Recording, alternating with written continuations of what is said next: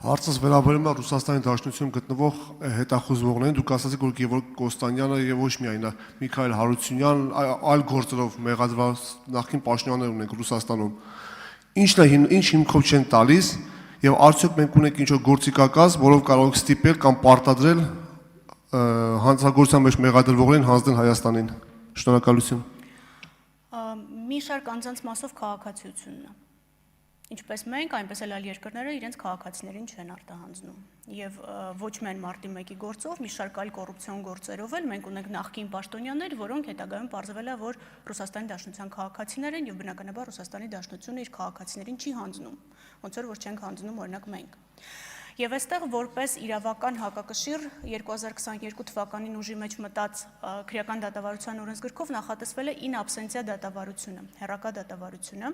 եւ մի շարք հետախուզման մեջ գտնվող այլ գործերով հետախուզման մեջ գտնվող մեղադրյալների վերաբերյալ մենք ունենք in absentia դատավարություններ։ Այս պահին որոշակի միջոցառումներ ձեռնարկվում են, որպեսզի օրենսդրությամբ, քրեական դատավարության օրենսդրությամբ նախատեսված հիմքերը ապահովեն, որպեսզի կարողանանք հեռակա կարգով իրականացնել դատաքննությունը, բայց դեռ հաջողություն չունենք եւ չեմ կարող դրա մասին բարձրաձայն ասել, որ գիտեք, այստեղ ունենք հաջողություն մեղադրանքին տեղեկացվածության վերաբերյալ, իսկ թե ինչու չեն հանձնում, կոնվենցիոն նաեւ իրենց իրավունքն է չհանձնելու քաղաքացիներին։